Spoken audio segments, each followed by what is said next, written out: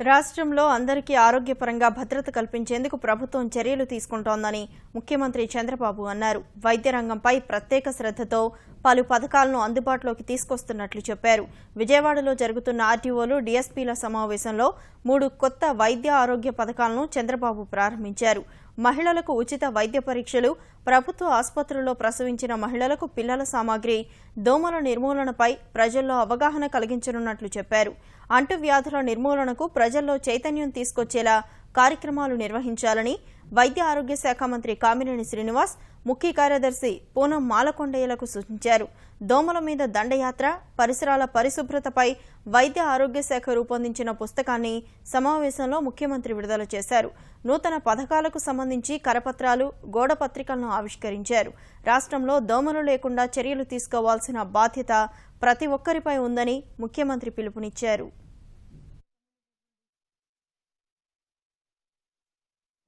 మూడు main programmes కి శ్రీకారం చుట్టాం. ఒకటి దోమలపై దండయాత్ర, పరిసరాల పరిశుభ్రత. ఇది లాస్ట్కి వచ్చే కొద్దిగా మన ఉద్దేశం రాష్ట్రంలో ఓపెన్ డెఫికేషన్ ఫ్రీ, ఏ విధంగా అయితే టాయిలెట్స్ విషయంలో మనం పోవాలనుకుంటున్నామో అదే సమయంలో కమ్యూనికబుల్ డిసీజెస్ ఫ్రీ. టోటల్గా కమ్యూనికబుల్ డిసీజెస్ని ఈ రాష్ట్రంలో ఎరాడికేట్ చేయాలనుకుంటున్నాం.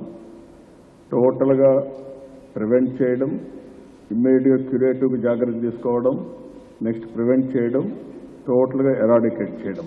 దిస్ ఆర్ ఆల్ 3 phases వెళ్తున్నాం. ఆ ప్రోగ్రామ్ ఒకటి. రెండోది మహిళా మాస్టర్ హెల్త్ చెకప్. ఇది కూడా మనం చూసి 35 years తర్వాత మహిళలకు చెస్ట్ క్యాన్సర్ కానీ ఇలాంటివన్నీ వచ్చి, సర్వలెన్స్ క్యాన్సర్ కానీ ఇలాంటివి వచ్చి చాలా ఇబ్బంది పడుతున్నారు.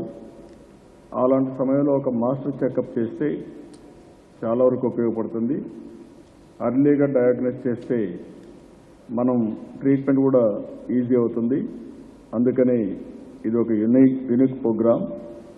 ఇవన్నీ కూడా 30 సంవత్సరాల పైబడినందరికీ టోటల్ ఆరోగ్య పరీక్షలన్నీ కూడా చేసి అక్కడి నుంచి ఏం చేయాలని వర్కౌట్ చేస్తాం.